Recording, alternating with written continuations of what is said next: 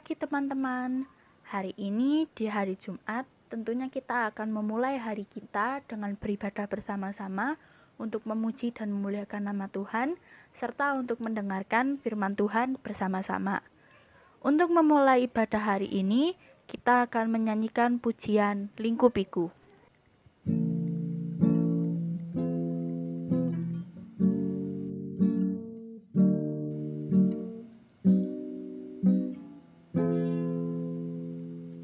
Lingkupiku dengan sayapmu, naungiku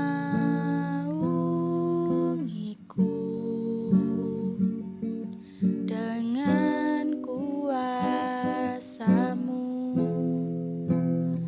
Di saat badai bergelora, ku akan terbang bersamamu. Bapa, kau Raja atas semesta,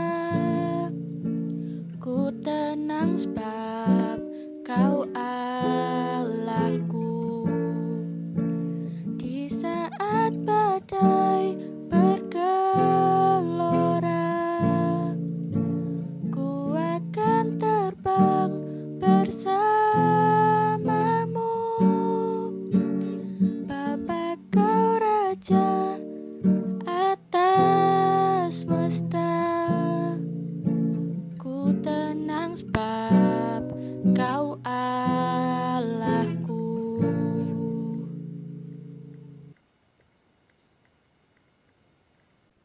Mari teman-teman kita berdoa. Selamat pagi Bapa di surga, sekarang ini kami akan memulai aktivitas hari ini dengan beribadah. Berkati kami supaya kami bisa memuji dan memuliakan nama-Mu dengan penuh semangat dan bersungguh-sungguh. Berkati kami supaya nanti saat firman-Mu diperdengarkan, kami akan mendengarkan dan menaati perkataan-Mu dengan baik dan patuh. Berkati kami dalam melakukan segala aktivitas yang akan kami lakukan hari ini ya Bapa. Hanya di dalam nama-Mu kami berdoa dan mengucap syukur. Amin. Teman-teman masih bersukacita dan bersemangat bukan? Sekarang kita akan melanjutkan ibadah kita dengan menyanyikan pujian Jangan Lelah.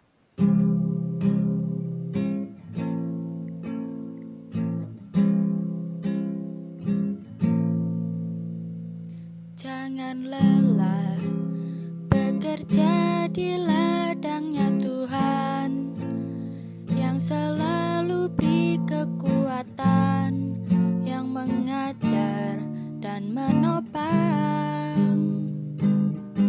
Jangan lelah bekerja bersamamu Tuhan, yang selalu mencukupkan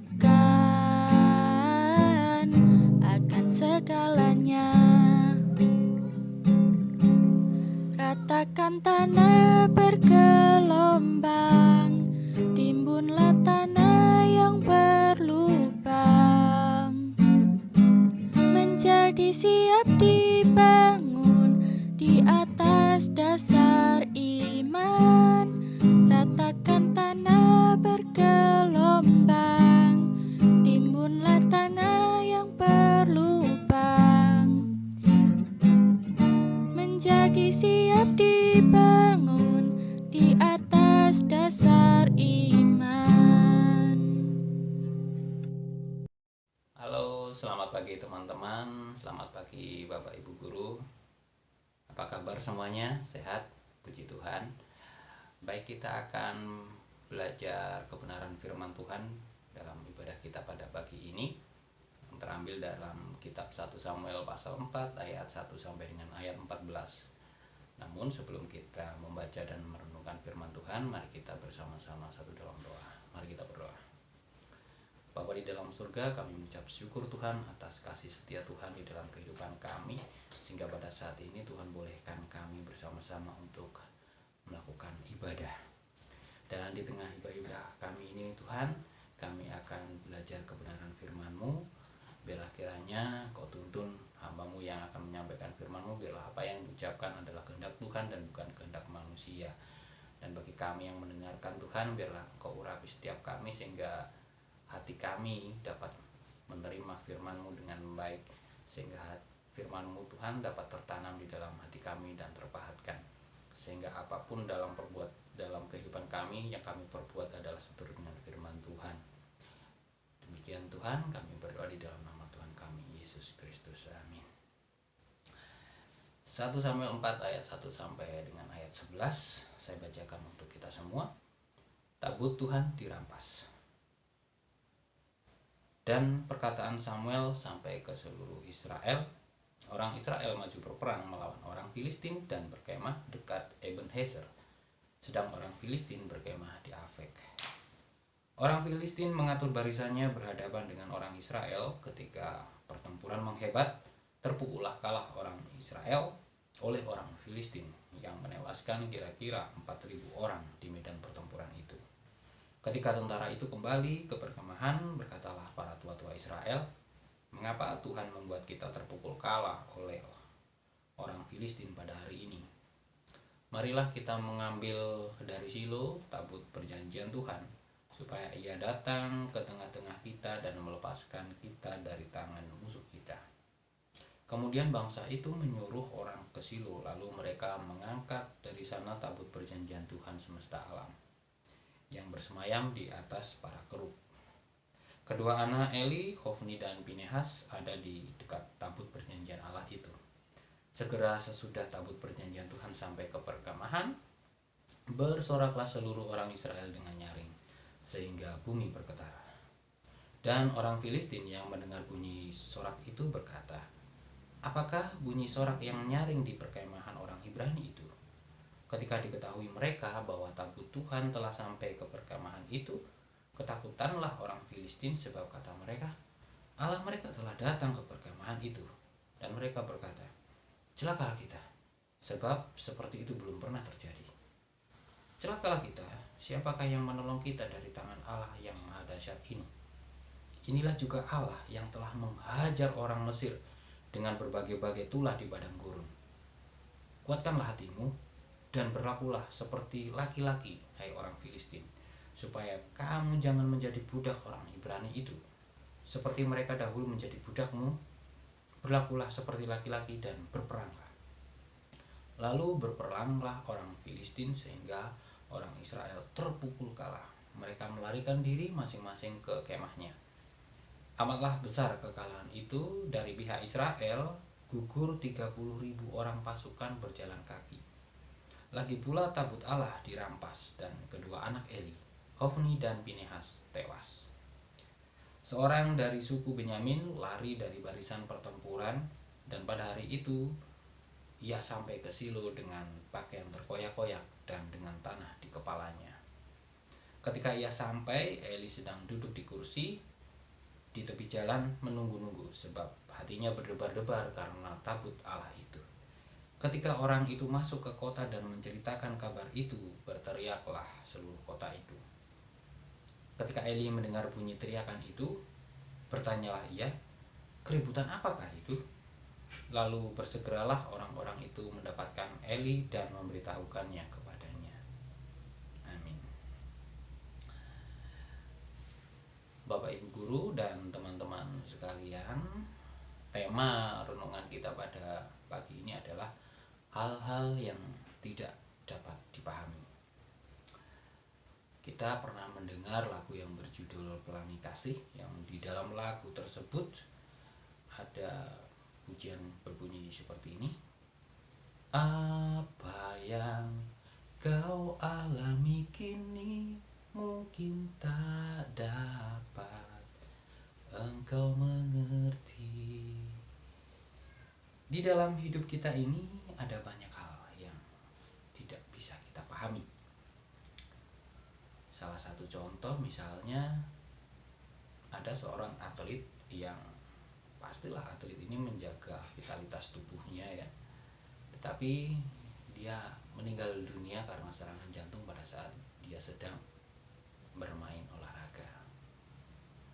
Ada juga beberapa orang yang tiba-tiba meninggal begitu saja setelah beberapa menit dia berolahraga. Nah, kadangkala ini di luar nalar kita ya. Mungkin teman-teman juga pernah tahu salah satu artis Agung Hercules yang badannya besar gitu ya. Nah, dia juga tahu-tahu dia juga terkena penyakit yang mengerikan sehingga merenggut nyawanya pula. Mungkin juga beberapa hal yang terjadi di dalam kehidupan kita, yang sesuatu yang menjadi surprise, yang menjadi kejutan, baik itu yang menyenangkan maupun juga yang menyedihkan, yang itu kadang di luar dugaan kita, di luar ekspektasi kita. Hidup ini memang penuh dengan kejutan, saudara-saudara. Terkadang kita kesulitan untuk mencari jawaban. Bahkan mungkin kita tidak bisa menemukan jawabannya. Kenapa hal ini bisa terjadi?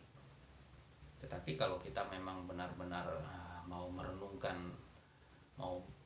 tentang apa yang terjadi dalam kehidupan kita, ya pastilah kita tahu, berintrospeksi, kita tahu apa yang menjadi kesalahan kita. Atlet-atlet yang tadi bisa menjaga vitalitas mungkin karena dia juga kekurangan kurang istirahat. Satu kesalahan saja mungkin bisa menyebabkan dia meninggal, karena mungkin hari ini pertandingan tetapi kemarin atau tadi malam dia terlalu banyak bergadang sehingga bisa jadi tekanan darahnya meningkat atau mungkin hemoglobinnya turun, sehingga pada saat bermain dia kelelahan dan akhirnya jantungnya tidak kuat untuk memompa darah lagi sehingga dia meninggal. Bisa jadi seperti itu. Satu hal sepele yang menjadikan kita mengalami hal-hal yang di luar dugaan. Demikian pula yang terjadi atas bangsa Israel dalam cerita kita tadi. Kita tahu bahwa Tuhan begitu mengasihi umat Israel, karena bangsa Israel adalah bangsa pilihan Tuhan. Tentunya kita beranggapan bahwa bangsa Israel pasti selalu menang dalam setiap peperangan. Kalau kita membaca kisah-kisah Daud dan sebagainya. Tetapi yang terjadi pada saat ini adalah bangsa Israel mengalami kekalahan begitu parah, bahkan 2 kali kekalahan. Kekalahan pertama menewaskan 4.000 orang, dan kekalahan kedua dalam peperangan itu tadi disebutkan lebih dari 30.000 laki-laki prajurit atau pasukan yang berjalan kaki. Nah, teman-teman, apa sebetulnya yang menjadi kesalahan bangsa Israel? Satu hal yang terjadi adalah ketika bangsa Israel mengalami kekalahan ini, mereka tidak datang kepada Tuhan untuk berdoa meminta kekuatan Tuhan, tetapi malah mereka hanya mengambil sebuah tabut, benda duniawi. Ya, itu yang terjadi. Ketika kita mengandalkan hal-hal duniawi yang sifatnya simbolik, sehingga seolah-olah ya itulah menjadi kekuatan kita. Saudara yang dikasihi Tuhan, usaha yang itu memang baik. Setiap usaha itu pasti baik. Tetapi ketika usaha itu tanpa ada doa, artinya kita meninggalkan Tuhan. Kita tidak menaruh Tuhan di depan, tetapi kita menaruh usaha itu. Kalau itu usaha kita sendiri, maka sebuah keberhasilan itu karena memang kekuatan kita. Coba seandainya bangsa Israel tadi menang, pasti yang dipuja-puja adalah tabut perjanjian itu dan bukan Allahnya. Lalu kenapa bangsa Filistin justru yang menang? Teman-teman tahu bahwa bangsa Filistin takut, mengalami ketakutan kepada Tuhan. Dikatakan di sana tadi, celakalah kita, bukankah Allah ini Allah yang memporak-porandakan orang Mesir dengan berbagai-bagai tulah. Orang Filistin yang justru mereka yang takut kepada Tuhan dan bukan bangsa Israel. Dan itu yang membuat mungkin Tuhan lebih berpihak kepada bangsa Filistin. Dan di cerita selanjutnya, kalau saudara-saudara teman-teman baca itu, ternyata bangsa Filistin karena ketakutannya, maka tabut perjanjian ini, tabut Allah ini dikembalikan kepada bangsa Israel. Ya, tabut perjanjian yang sudah dirampas itu tadi. Baiklah teman-teman, mungkin itu salah satu yang menjadi kelemahan kita, karena kita lupa mengandalkan Tuhan dan kita mengandalkan apa yang ada di dunia ini, kekuatan kita, harta kita, kecerdasan kita, otot kekuatan kita, atau mungkin orang-orang di belakang kita, yang semua itu hal-hal yang duniawi, tetapi kita lupa untuk mengandalkan Tuhan. Nah, kalau dalam materi Bina Iman yang kemarin, temanya tentang tak kenal maka tak paham. Kalau sampai saat ini masih banyak hal-hal yang tidak dapat dipahami, berarti ya kita masih belum terlalu mengenal Tuhan. Masih banyak hal-hal yang perlu kita kenal, hal-hal yang perlu kita pelajari dari Tuhan. Oleh sebab itu, jangan lelah untuk membaca firman Tuhan, selalu berusaha untuk memahami apa yang menjadi firman Tuhan. Nah, sesungguhnya Tuhan sanggup untuk berkuasa atas segala sesuatu. Jika sesuatu itu tidak terjadi atas kehendak Tuhan, nah, maka sesuatu itu tidak akan terjadi. Semua hal terjadi karena kehendak Tuhan. Tuhan memiliki rancangan yang jauh lebih baik daripada apa yang kita pikirkan. Tuhan akan memimpin kita untuk berada dalam rancangannya. Tinggal kita mau berserah kepada Tuhan atau mau mengandalkan kekuatan kita sendiri. Terima kasih. Selamat pagi.